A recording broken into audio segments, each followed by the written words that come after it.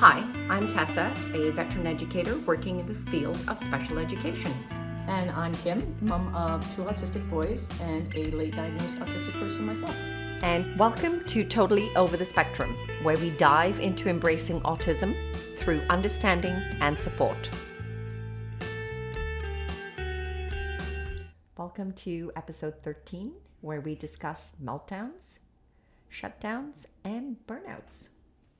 So take it away, Kim, with some definitions to get this ball rolling. You know, that's where I like to start. All right, let's start with what a meltdown is. So every website has their own definition. There's no set definition for what any of these are. The National Autistic Society, UK, says that it is an intense response to an overwhelming situation, and that it happens when someone becomes completely overwhelmed by their current situation and temporarily loses control of their behavior. And I don't like part of this definition. Overwhelmed by their current situation. It's not always what's happening in the moment, right? Like it could be a build-up over the course of the whole day, and then it comes out when the person is in a safe place like home. Yes, most of the times, the safest person that they're with is the one that experiences this release of overwhelming emotion. And, kudos to that person for being that safe one, but it can be a lot if you're the only one that this person needs to go to in order to release that. And we'll talk about some strategies later on as we go through this discussion on who, you being that caregiver or that person, what you can do to help you de-stress from the situation. I think when and how meltdowns occur it's going to be different for every single autistic person, and it's going to be different depending on your level of masking, how well you're able to hold it in before you let it out, right? Some of our level 3 people it's just going to happen because they don't have any of those masking traits or regulatory behaviors that are going to be able to help them not have their meltdown right then and there when they feel like they need to have it. Yeah.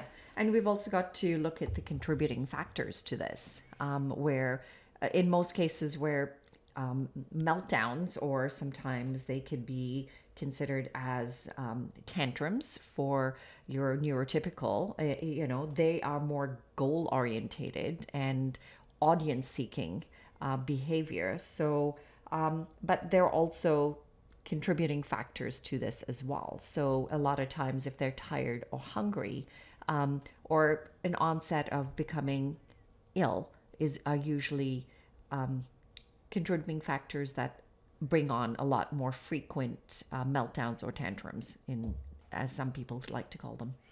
Yeah, so I wanted to first talk about what meltdowns look like, and then how they're different from tantrums, and then I thought we could talk about some of the triggers that might cause them. Okay, so let's do this. Meltdowns, like I said, are going to be different for every person, and they're going to be different for the same person at different ages, right? It's going to change over the years. Some of the ways that meltdowns present themselves, it could be a loss of control that's expressed verbally, right? You have shouting, screaming, crying, those kinds of things. It could be a physical outburst, kicking, lashing out, biting, eloping, which is the fancy word that people use now for running away, pacing, intense stimming, and self-harming. And self-harming could be anything from head banging to chin banging to throwing themselves on the floor, right? Self-harm, again, it's going to look different for everyone. And meltdowns could be expressed in both ways at the same time. Yes, they can be. And this is where we go back to getting to know your kid is really going to be your determining factor on what it is. So once again, it's getting to know your child, and really, really well is going to help you determine exactly what phase they are at. Right. And this doesn't just happen in kids. I still have meltdowns. Oh, I'm so glad you said that, because I was going to say meltdowns happen anywhere between 5 to, 95. So, and it just presents differently. And, our emotional regulations and our ability to move through it, you know, gets better as we age. And then I think once we get to a certain plateau of age, I think our tolerance level of like caring about what other people think go, you know, I've been there, done that, you know, I'm having my meltdown the way I want to have my meltdown. So I think comes back a little bit on a full circle over there. I think you touched a little bit too on some people call them temper tantrums, but temper tantrums are completely different from meltdowns. They are different things entirely. And I think we really need to talk about why and how that they are different. Okay. And I think being able to provide a clear definition of both is going to allow people to kind of make up their own minds on which they believe it is. Yeah, and sometimes I get it's going to be hard to tell. So, okay, let's start with the definitions. A temper tantrum is an emotional outburst, and it usually happens when a person, oftentimes a child, not always, doesn't get what they want. So a temper tantrum is within that person's control, and there is a clear objective, like you said. A meltdown is not within the person's control, and there is no objective. So there is that very clear definition. No objective and objective. So right. there and is with, a dividing within a factor control and not Not. within. So an example would be, let's use a child as an example. And the child, you're at a store and the child wants a toy. And the parent says, no, you can't have the toy. The child throws himself on the floor, kicks, cries, does all the things. How do you know if that's a meltdown or if that's a tantrum? If in this example, I'm not going to say you're going to do this in real life, but in this example, if you give the child the toy and that behavior immediately stops, that's a tantrum because their objective was met. If it was a meltdown, that toy is not going to make a difference. That is absolutely right. So kind of finding out, you can kind of test those waters by, you know, providing them, for instance, that toy for momentarily. And if it shuts it down, you know, then it's a temper tantrum. And if it doesn't, then you know this is a little bit bigger than what it is. And then you start to kind of problem solve, you know, and navigate, you know, and pivot any moment. A meltdown doesn't just stop because the situation changes, right? It can last long after the stimulus and trigger, and we'll talk about triggers a bit later, is taken away, and it can last even longer if that trigger is not taken away. There isn't a time frame, and it's different for every person. Even after the meltdown is over, it can still take time for the person to recover, right? It's a huge emotional outpouring, and it is draining, it is exhausting, and again, it's not within that person's control. So they might not even remember some of the behavior that they exhibited during that time. I also want to talk about shutdowns. So, definition for shutdown. If you think of a meltdown as a fight or flight response, then shutdowns are the freeze response. Yes, they are. So there's no really good definitions for any of these things. And this is sort of the best that I managed to scrape up after looking at all these different sources online. So what does a shutdown look like then? Retreat, usually. So physical or mental, could be self-isolation. You could be unable to move, lie down wherever you are, unable to communicate or have limited communication, and show extreme fatigue, lack of coordination, and slow movement. So as we're discussing this, I can imagine people, or I can, you know, me definitely, I would say, okay, great. Now that I have this definition, what am I going to do? Or what am I supposed to do? I think it's really important first to note that shutdowns are just as distressing for the autistic person as a meltdown, even though superficially on the outside, it looks like meltdowns are this big event. Shutdowns are, that big event is happening, it's just happening internally. And we've also, and pretty much a lot of the same strategies can, you know, assist in both scenarios. Right. So I'll sort of lump them together as we start talking about triggers and strategies, because yeah, they are sort of this different presentation of the same thing. Okay. So let's talk about triggers. Okay. Again, going to be different for everyone. It is very different for everyone. And in my experience, a lot of times the triggers are external factors, and it it takes sometimes a lot of guesswork in and really paying attention to the students that I'm with, in order to understand what external factors are creating this. So for me, a lot of the times there are external factors that contribute to both of these scenarios. Yeah, it depends on the person's sensory profile, and we talk about this a lot, but it's really important if you're supporting an autistic person or if you're supporting yourself that you learn the specific needs of the person, right? Because it is different for everyone. So, okay, let's talk about And they're some. not going to be the same. Those needs are going to change over time as they develop. So this is a working, document that memory document that you're going to be creating for the rest of that person's life or your life, because as you mature, as you develop, those are going to change. They're going to look a little bit different. They're going to sound a little bit different, and they're going to present very differently. People are dynamic. They don't just stay the same. So yeah, that's definitely going to happen. Common triggers: anxiety and stress. Right? Big ones for everyone. What can cause those things for autistic people? Changes in routine. I hate changes in routine. Yeah, they are distressing. Absolutely. New environments and people. Yep, very distressing.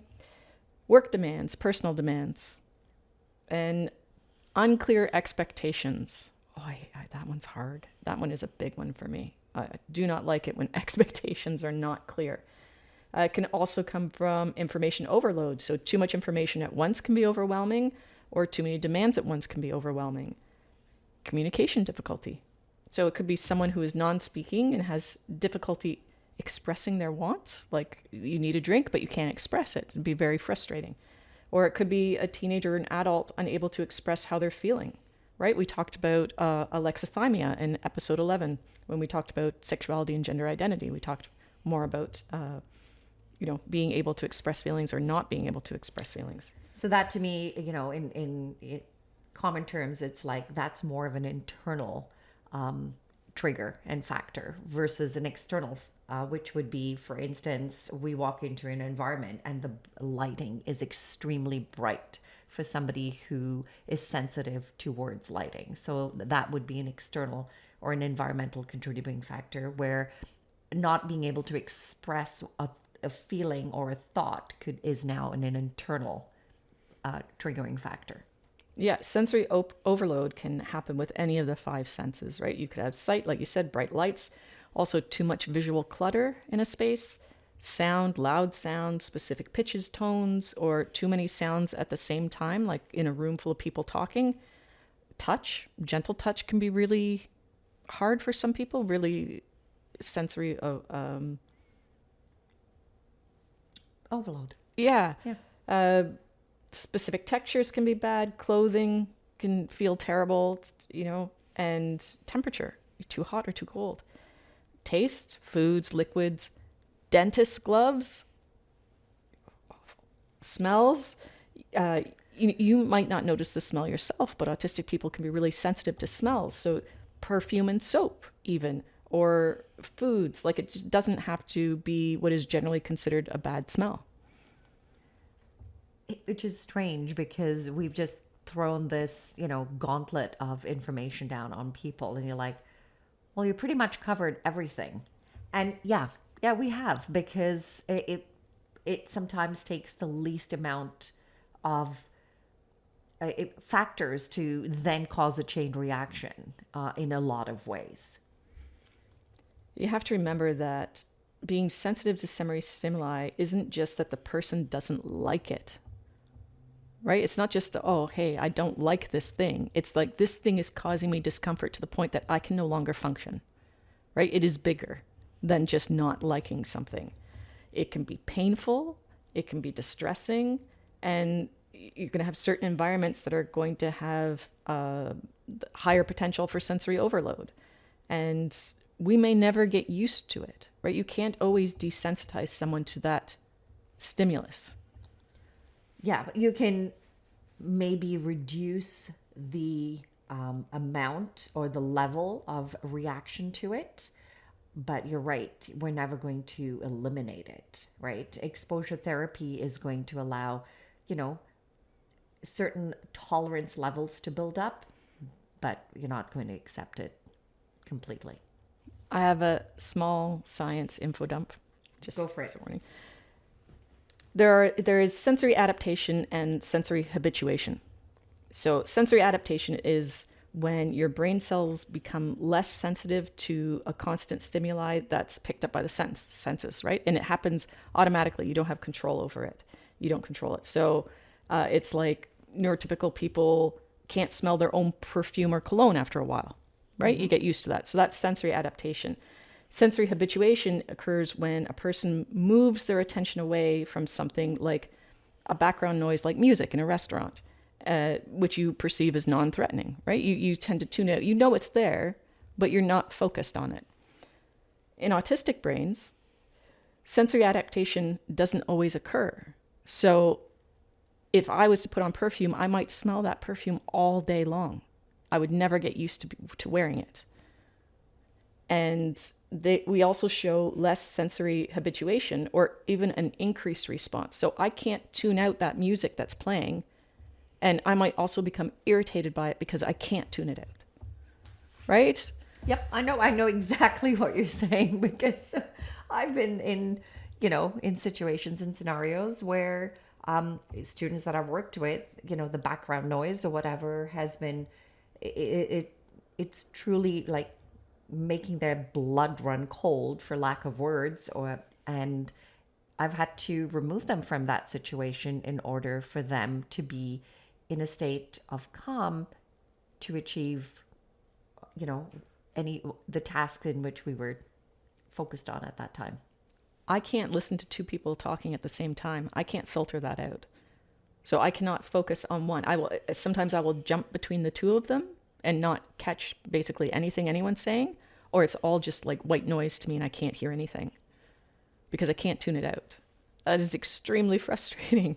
And people are like, how are you not focused on me? Like that person's sitting at the next table. They're loud, or even if they're not, sometimes I just start picking it up. Watching TV with someone and they're talking, I can't do both. It's from a neurotypical person sitting and listening to that, I go like, wow, right? Like it must be so overwhelming. And I go, well, how do you cope with that? Like, how do you overcome these challenges that are just, built into your core systems over here? You have meltdowns. You have shutdowns. That's what happens because you can compensate for it for a while, but not forever. It is going to take its toll on you, and we are all going to have meltdowns and shutdowns. I can't imagine there is an autistic person that has not experienced that because it is too much, and it does get to be too much. And it's circumstances such as these, like the subtleties in which we neurotypical people take for granted, like it just kind of like water off a duck's back. We don't experience those meltdowns and shutdowns as frequently because it's just the norm for us. But for someone like you, it is overwhelming. And those shutdowns and those meltdowns come a little bit more frequently. Am I correct? I don't know if neurotypical people experience meltdowns and shutdowns in the same way than an autistic person would. Like, I know what you're saying, but I don't know that those are, like, you can equate those. I'm sure that neurotypical people can get overwhelmed in a situation and have outbursts, but I don't know that we would call them the same thing because I don't know if they are the same thing. I don't have that information. I don't know how to process that concept. Okay. I haven't thought about it enough.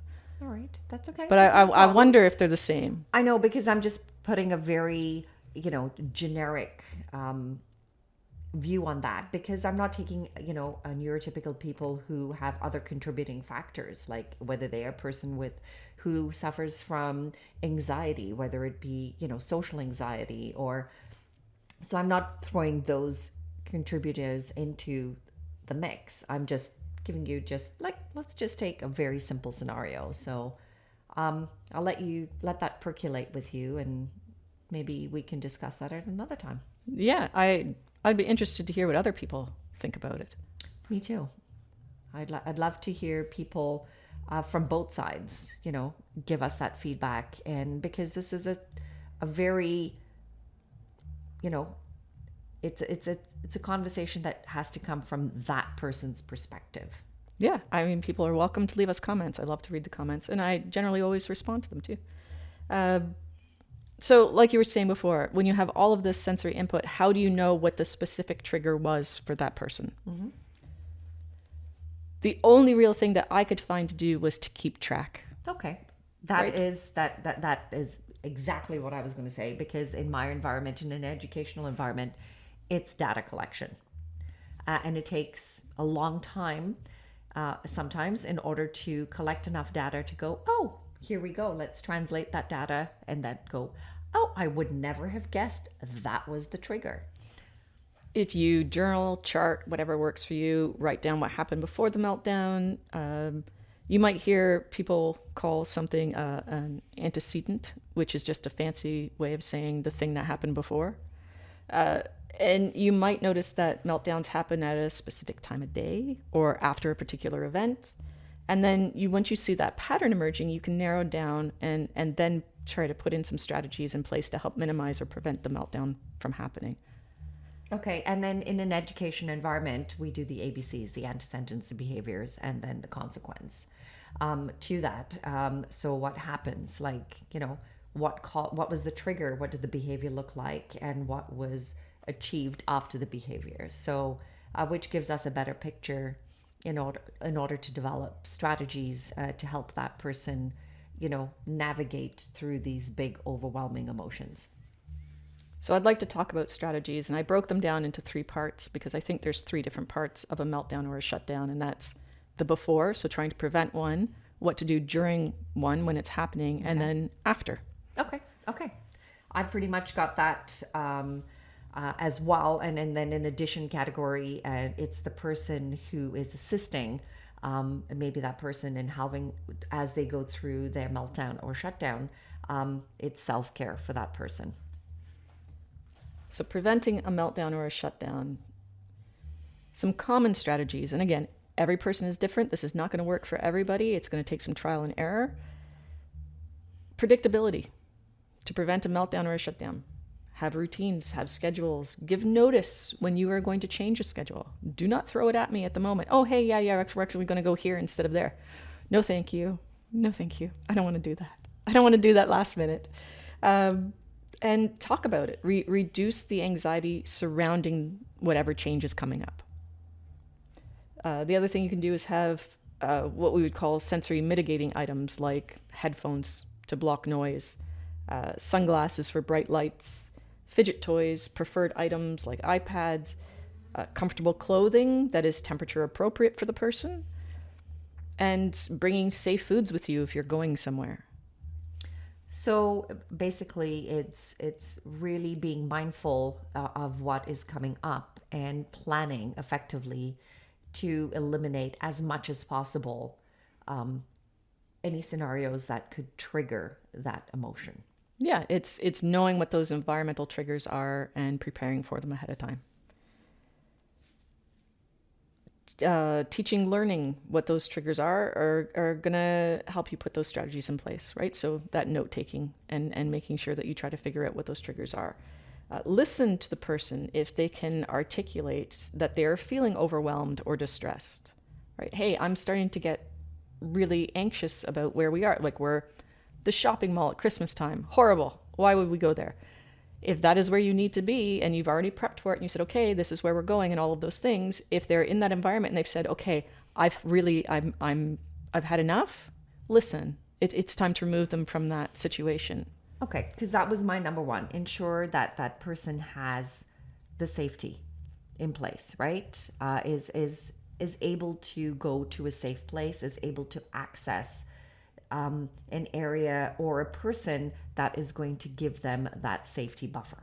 So that was my number one strategy in helping with a shutdown or a meltdown. I'm not going anywhere unless I have an exit strategy. So if you have an autistic child, you can also have these strategies written into their IEP. Right? And IEP is an individualized education plan or program, depending on where you're from. And we'll talk about IEPs at another time. As an adult, you can ask for workplace accommodations. Right? Maybe you're in cubicles and you need to be away from people in more of an isolated area to actually work. And you can ask your employer for that. And you need to advocate for yourself. This comes down to, really, really taking that time in preserving who you are and advocating for that. So don't feel that you're going to be looked on negatively or poorly by advocating for yourself. This is your life. This is within your control, and you need to just take that step and believe in it. Easier said than done, I'm sure. Yes, that is easier said than done.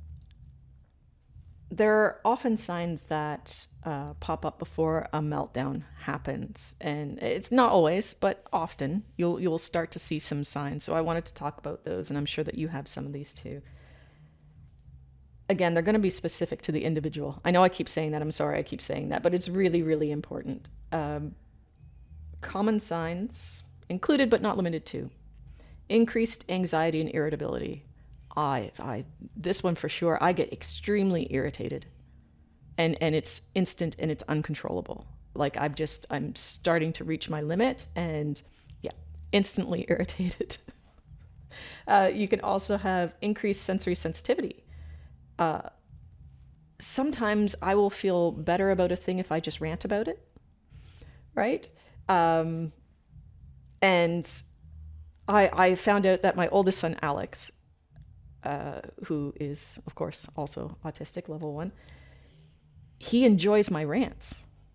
So I can't even remember what I was ranting about now. And I went up to him and I said, hey, I'm really irritated by this thing. Can I just rant to you about it? And he's like, sure. So I sat there and I ranted, and his face lights up when I rant for some reason.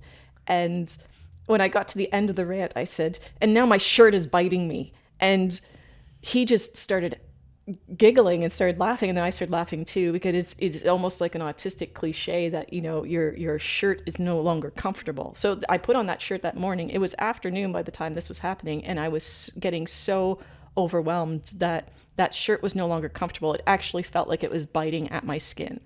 So after I was done, I said, he's laughing with him, I said, yeah, I'm going to go change my shirt now. I couldn't get past that part. So even though I was laughing and it had reduced my stress, that shirt still had to go. Like I couldn't wear that anymore that day. That was a bad shirt. You just had to break that cycle. And doing something as simple as that helps you get past that. Am I correct? I had a comfy shirt. I was better. There you go. You might also see increased movement, like pacing or stimming. You could see decreased movement, like just being very still, increased vocalization, verbal stimming, repetitive questioning, or decreased vocalization, being very quiet and not answering when being addressed. And I know these sound like contradictions. They are contradiction, and this is when I keep circling back to this. I know I keep circling back to this, and I probably sound like a broken record. It's getting to know your child, or getting to know the person that you're with who has autism. It's getting to know them so well that you can read that. Or getting to know yourself. Absolutely. I can talk from a perspective of an educator watching my students.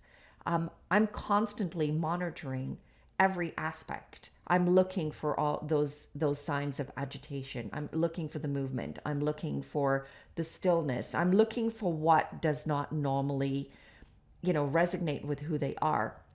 But a lot of times I look at the eye gaze, and a lot of people go, I'm not asking them to look at me, but I am monitoring their eye gaze. And to me, that is one of the biggest telltale signs of exactly how dysregulated they are.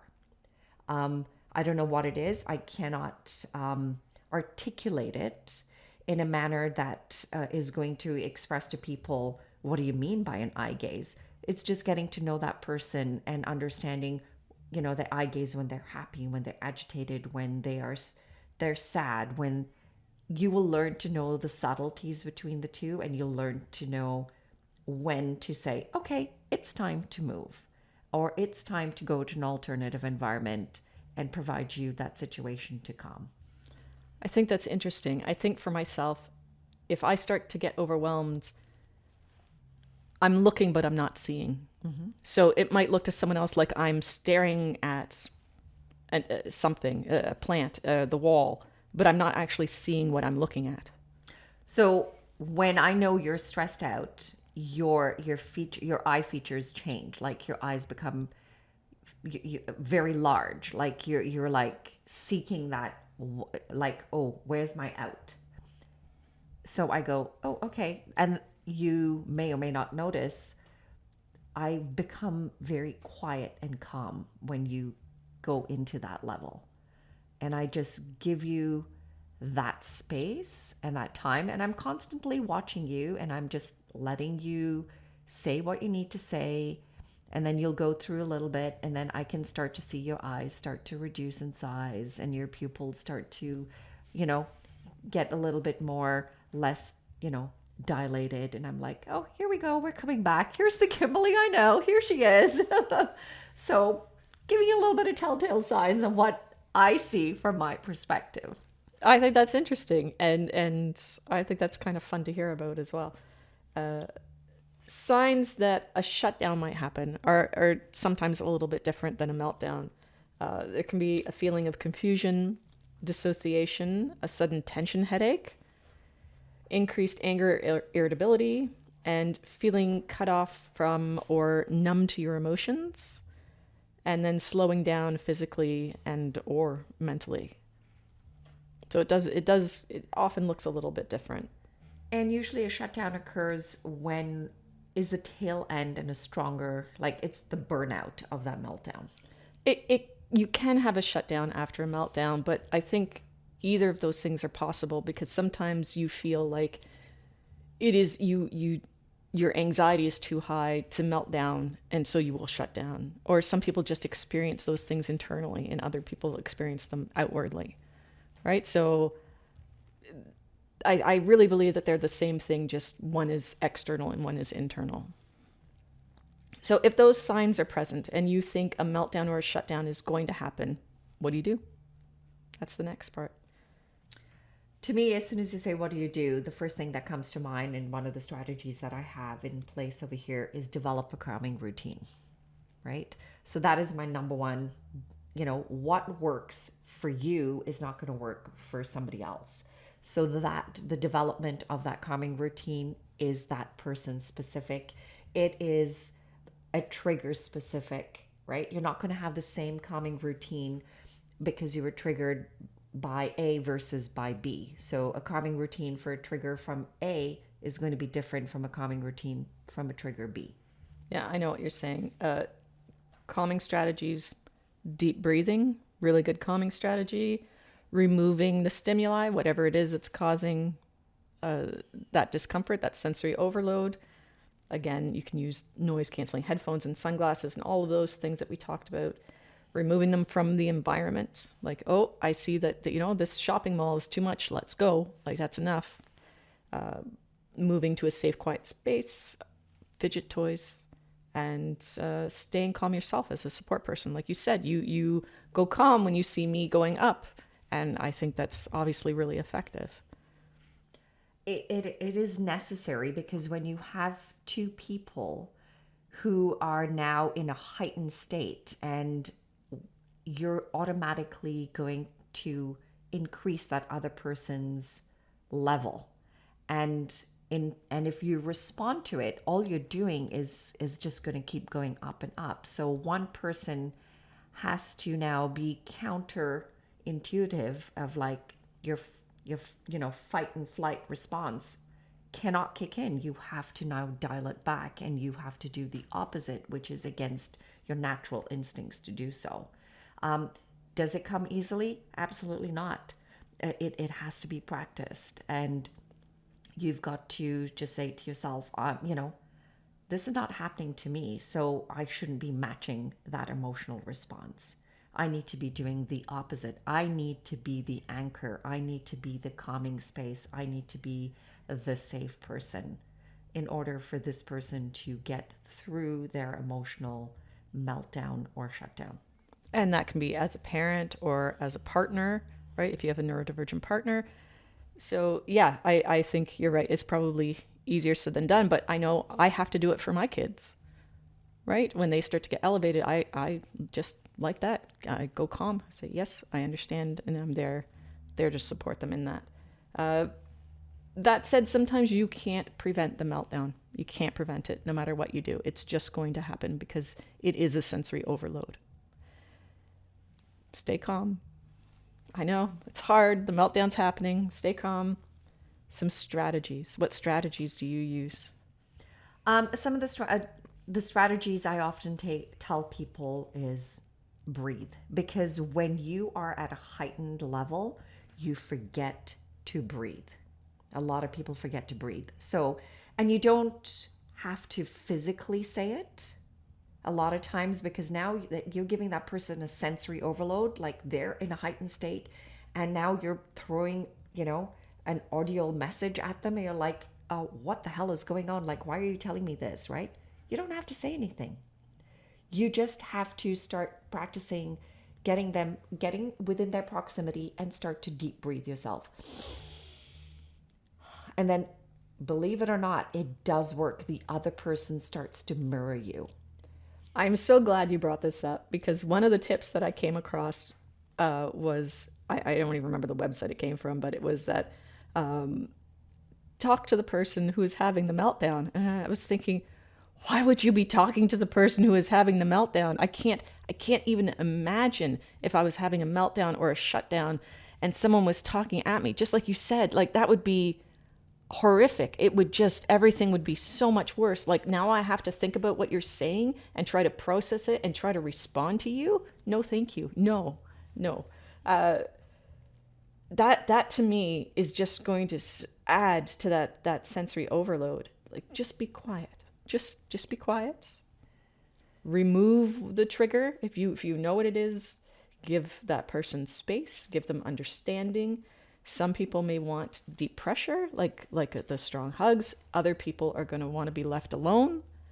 Both are good. And I know it is hard to leave that person alone when they are in distress. Leaving that person alone doesn't mean that you need to be completely out of sight. Leaving them alone is giving them the proximity that they need, right?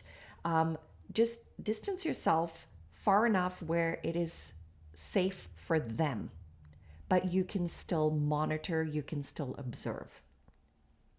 And that is usually what I do but then again, there are people and students that I've worked with that need the very close proximity and need that deep pressure. So I never initiate contact. I always wait for the other person to initiate the contact, the person that is in distress. So if they come up to me and they grab my hands, okay, great, I'll hold your hand, right? If they squeeze with intensity and they're seeking that, I'm going to mirror that for them, right? So I'm paying attention to their physical cues, their nonverbal cues, their verbal cues. I'm constantly scanning and I'm constantly looking in order to see how I can support them with the least invasive, manners that is going to help them. That sounds perfect to me. That strategy, letting them lead and paying attention and following their cues. I think I know that there are going to be parents out there who have kids that get extremely violent, and my kids never had that. I can't identify with that on a personal level. I can imagine what it must have been like, which is, I know, not the same. And the only thing I could say is remember that this is not their fault. They are not trying to have inappropriate behavior. They are trying to regulate themselves and they can't. The only time I will intervene in a situation is when I know they are at a level of self-harm that is detrimental to them or to somebody else. That is the only time that I will ever step in with a physical intervention. And 9 times out of 10, I will create myself as the barrier first. And, if it is in an intentional aggression or self-harm to somebody else, before it should be the very last intervention that you do. But I'm talking about your level 9 out of 10 of self-injurious behavior or behavior that is injurious to somebody else. So the meltdown, the shutdown has occurred. What do we do afterwards? Again, this is going to depend on the person and also the cognitive ability of that person. They could feel ashamed. They could feel guilty, remorseful, embarrassed, self-critical. They may or may not be able to remember exactly what happened because they're overloaded, right? You have to remember that this is emotional overload, and they might not know what happened. They are going to be absolutely exhausted. I agree with you on that one. And my strategy is usually to have that person go to a quiet space in which, whether they want the lights down low or they want the lights on, whatever is going to be best for them, but a quiet space, and just give them time. And don't punish them. Yes. Be reassuring, be non-judgmental, be calm. Like you said, give them space. Let them talk about it if they want to. And then maybe work together, if possible, to figure out what those triggers were for it. Now that is down, the meltdown is down, the shutdown is down, then what? What's your next level? What do you mean? So do you ever reach a point where you find it hard to come back from a meltdown or a shutdown? It can last for a while afterwards. Like we're talking, it could last for days, that exhaustion afterwards. There is also burnout.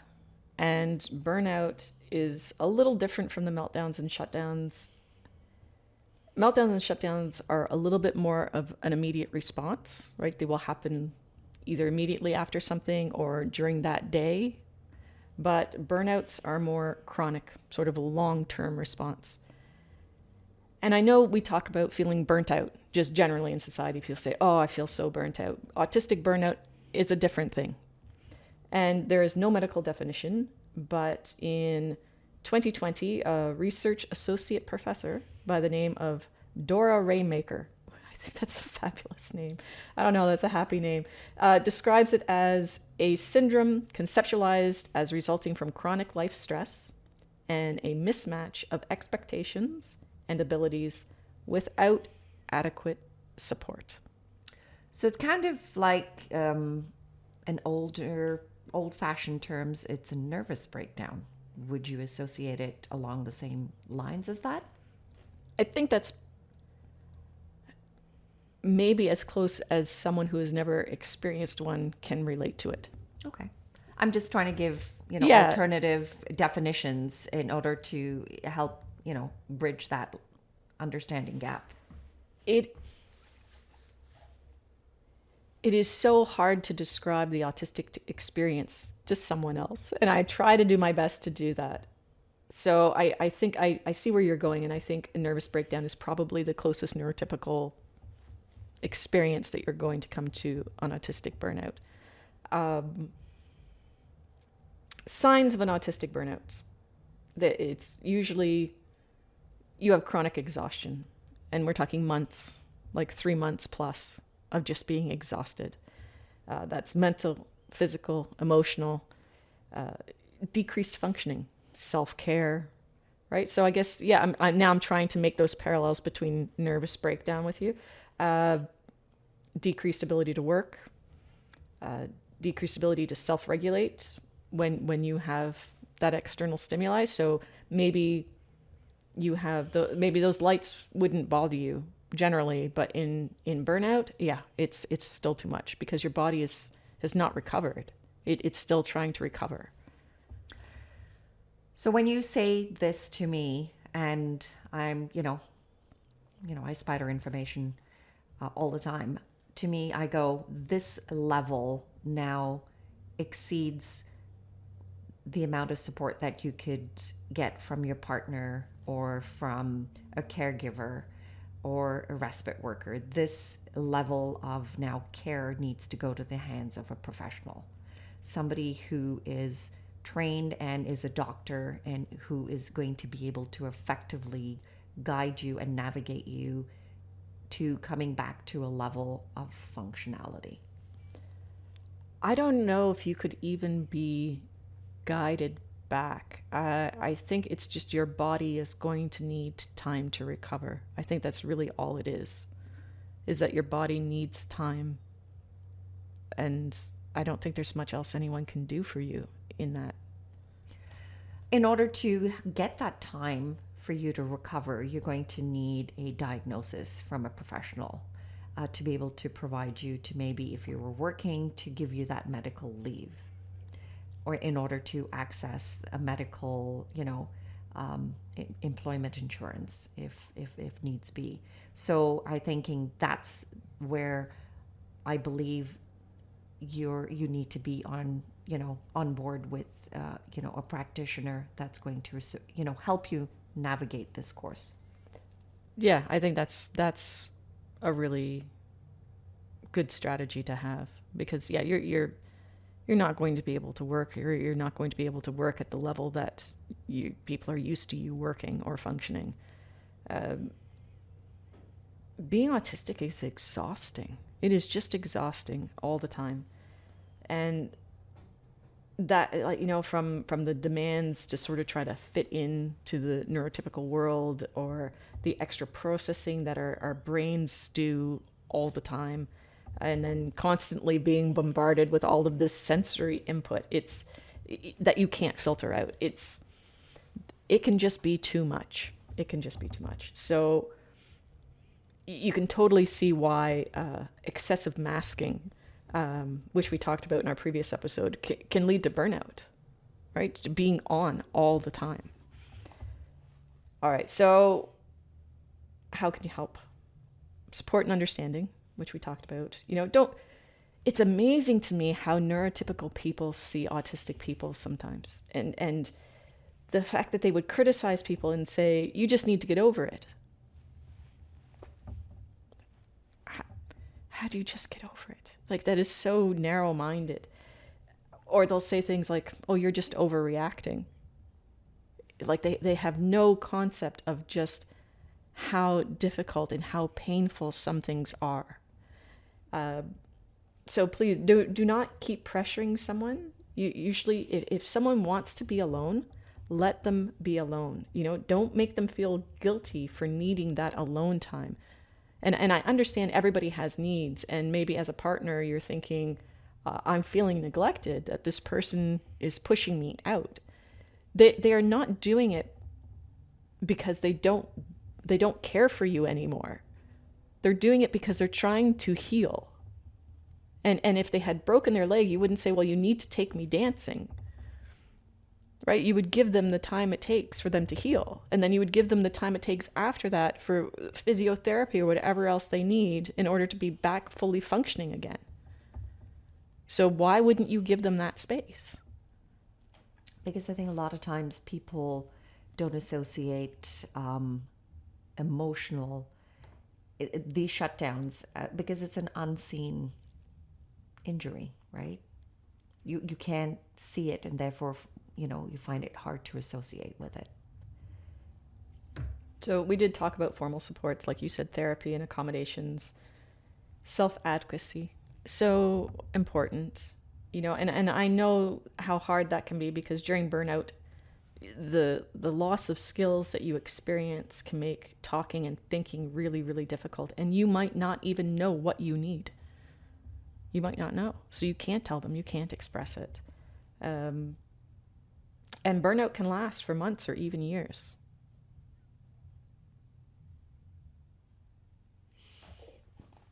I've taken a backseat approach to this one because this conversation needs to be presented in an autistic light, and the only one who can do that is you.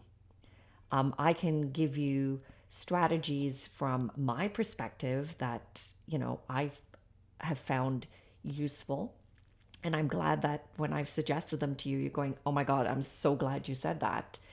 Because experience, of working 14 years in this industry in special education has given me, the experience to know, sip a test, and let them just do what they need to do. So if my input into this conversation is limited, or, it's because what you need to share is what is going to resonate with people and allow them to say, it's okay. I can feel like that. There's somebody else that feels like that. And that is a really, really important message. I think too, though, your experience has often helped me with my own kids. Like, I can talk about how these things affect me personally. Yes, that I can certainly do. But I didn't know I was autistic when my kids were diagnosed. I didn't get diagnosed till much later. So I didn't know what was going on. I didn't know anything about it. I had to do all of that legwork and inform myself. And of course, the story goes that, sure, you find out all about your kids and that sort of thing, and then you start looking inward and go, oh, maybe. You helped me tremendously with my youngest son, Peter, who's level 3 non-speaking, because I didn't know what was going on. I didn't have a pool of information to draw from to know how to help him when he would get frustrated and when he would self-harm. And you said, hey, it's this. This is what's triggered that. I cut his apple. I'm sorry, he cried. Right? Like, yeah. Because I didn't know. I didn't know if you cut his apple, he was going to have a meltdown about it. Right? And you came right up to me after the school was over and you said, I am so sorry. I didn't know that cutting his apple was going to be a trigger for him. And I said, I didn't know cutting his apple was going to be a trigger for him. And we both learned that together.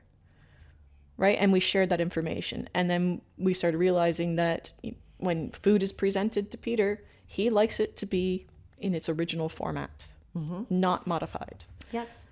And is eaten in his own unique fashion. As always. We're working on it. We're working on that food selectivity. One would never think that bananas could be eaten like corn on a cob. Well, apparently they can. Fascinatingly, has my full attention as he eats a banana like a corn on the cob. Like a cartoon. Yeah. You go for it, like kiddo. But you let him too, right? Letting kids do their thing. Like, he's not hurting anyone. No. And guess what? It's allowed him to have another food group introduced to it. I was like, hey, I don't care how you eat it. You're eating it. And that was the goal. Yeah, that was absolutely the goal. So what's our next episode? Well, I think our next episode should be, I think we should start tying in a lot more of the educational pieces to it. And usually at this time of year, IEPs are coming out. And, when creating an IEP, you've got to be able to understand the emotional piece to this, and how meltdowns and shutdowns and burnouts, how they actually affect a person's learning. And if you incorporate really good goals in an IEP, it's going to really help your child navigate those shutdowns and burnouts and meltdowns, as well as enhance their academic growth. Are you not at all distracted by the dog? I am totally distracted, but I can stay focused on you. While you were going, I've totally I tuned out. I tuned out. I'm listening to the dog walk by. I'm like, oh, there's the dog. Yeah. Yeah. So it is, we try to keep this holistic, and raw. This is us. You will hear the dog go by.